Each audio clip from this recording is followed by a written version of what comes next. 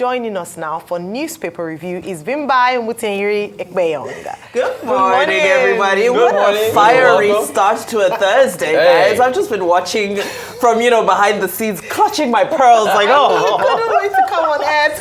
Come on air. You know what I'm coming to do. Take it away. Let's get straight into it. I know our time is very limited. As always, we do start with this day newspaper. The newspaper of record are so many fascinating stories, many of which have been unpacked already. The NSA made a statement that terrorism has left profound and a painful mark on Nigeria. And of course, he insisted that the war against terror can't be fought alone and is sought for global collaboration. This is as army chiefs inaugurated multiple projects at the Guards Brigade. And of course, the U.S. State Department said they will be working with Nigeria and other African countries to ward off instability. So that's a story that you all analyzed to great length this morning. Just above that, though, Ambassador Damagum, a story that, again, an issue you've unpacked in that interview that just concluded with Mark Jacob, was Ambassador Damagum, claiming, I'm contemplating vying for presidency because I've become so popular. So he's saying that all the media reports circulating have made him a very popular man to the extent that he thinks he stands a chance at the presidential ticket. Well, his handwriting above the masthead is a story that is gaining a lot of momentum today, and that is despite exiting oil downstream in 2015, Atiku accuses the Tinubus of owning OVH Energy.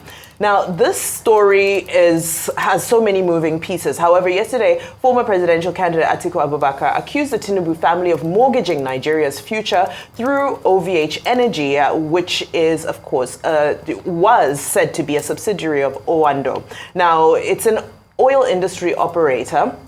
And he alleged that just as Alpha Beta, Primero, and others act as proxies in Lagos, he's accusing President Tinubu of trying to replicate a similar model at federal level. And this is following news that NNPC has allegedly put its retail arm under OVH, but this is after in 2022, OVH was bought by NNPC. So it's a little bit confusing as to who really owns NNPC retail at this moment. While Tinubu, of course, has denied that Owando has any stake in OVH and has stated categorically that he should not be dragged into politics. So that's a developing story. Let's go to Daily Independent that ran with this story as their lead for today. Nigerians' future mortgage by Tinubu family associates, and that's a call by Atiku Abubakar. So we'll be looking at this issue as it develops and taking close look into NNPC retail and understanding who owns what in that business. PDP crisis. Wike vows to remain in party and fight to the last, a conversation you've already had and done justice to. Let's go to Punch newspaper. Again, PDP chair Wike tackled Clark as anti-Fubara plot thickens. Move on. Let's move on to The Guardian, because I want to take a little bit of time and hopefully have some time for analysis. The Guardian is focusing on the fact that yesterday was a 1-year anniversary of the Tinubu administration's cabinet of ministers. So the lead is echoes of cabinet reshuffle trail ministers' performance a year after. It's been a year. There were bold statements made when these ministers were announced about performance and so forth. 1 year later, where are we with regards to those performance, to the performance, what were we supposed to be doing? To the performance analysis that we were supposed to be doing with regards to KPIs? The KPIs, that is it. My English bundles are low today. Right, and also on the front page of The Guardian, tough times ahead as subsidy shaves off 7.7 trillion off FAC allocation. So, of course, we know that 7.7 trillion will be going towards subsidizing fuel or funding under recovery, whatever you want to call it. So that's money going away from FAC allocations. We already know FAC allocations are a huge question mark as to how they're being used. Now they're going to be depleted. How is that going to play out? Let's go to Business Day. Business Day is leading with the currency matters as Nigeria's rusty FX market struggles to crank. This is a report all about how CBN Governor Yemi Cardoso made the single biggest intervention of his tenure on August 6th by availing over $800 million to businesses. But unfortunately, the exchange rate isn't budging. We're still stuck at about 1,600 at the moment. So a deep dive into that. To the Vanguard newspaper, focusing on the petrol scarcity issue. Petrol scarcity worsens as marketers load at 780 naira per litre. Transport fares have started rising by up to 200%. Also, at the top of Vanguard, hashtag end bad governance. CSOs berate FG over prolonged detention of protesters without charges. A lot of people are still behind bars over the protests. Daily Trust, very quickly, focusing on security. The lead is about airstrikes that killed 5 Boko Haram commanders in Borno. However, focus at the bottom of the page, the abducted Sokoto district head who died in captivity. That was Emir of Gobir, Alhaji Isabawa. And of course, we know the presidency and a number of other public personalities have come up to offer their condolences. But just tragic that he would die in captivity after all efforts were made for him to regain freedom. To African papers, New Vision Uganda is leading with banks get 29 billion shillings for women loans to be distributed at 10% interest rate. But that's not the story. For me, the top above is 72 oil wells ready to start production.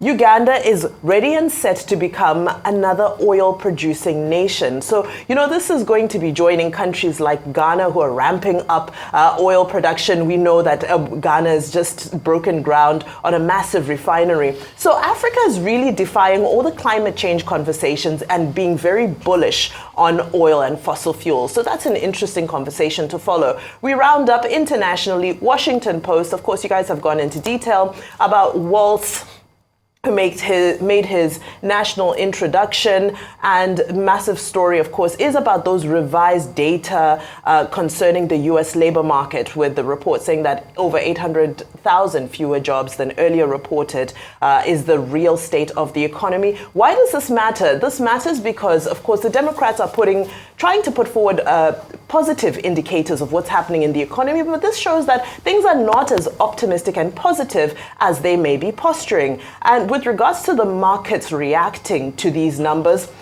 it's backward-looking data. Ultimately, markets, like investors, like to know what's next. They react to what's next. So we weren't expecting that this huge number, second biggest in U.S. history in terms of reporting jobs, we weren't expecting that it would touch the markets or that the markets would react. However, it is a big revelation that now goes back to Waltz, who made his national introduction yesterday, and said that, well, we need to he did make an emphasis that we need to put our policies forward so that Americans can vote for us. Now, I know Fox did an analysis of the DNC convention. They counted the number of times Donald Trump's name has been said, which surpasses, by yesterday it was, I believe, over 40 times, and that surpasses all the other issues combined. So we're talking economy, inflation, immigration. They're all rating. I believe immigration was, let me just pull up this. Immigration was just at single-digit figures with regards to how many times it has been referred to in the DNC. Economy 6 times, border 4 times, inflation once, crime 0 times, which takes me to my final front page, our beloved New York Post. New York Post is reporting how Kamala Harris has been soft on crime. Yes, soft on crime, Kamala. This is all about the Minneapolis riots, guys. And this is about the fact that Kamala Harris helped the bail group to raise millions. I believe it was $40 million to let loose some people who were actually convicted criminals, murderers, rapists, and so forth, were actually released based off of that.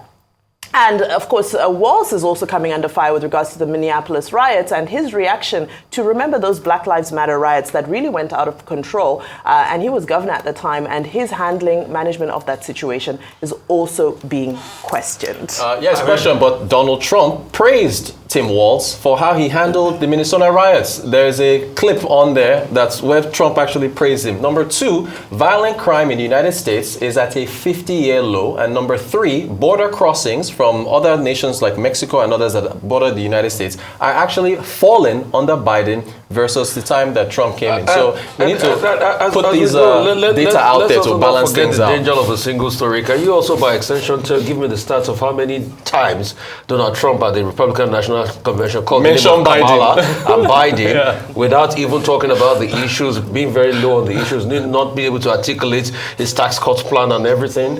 We need to go now. We'll take a short break. Thank you so much. Thank you. Mohammed,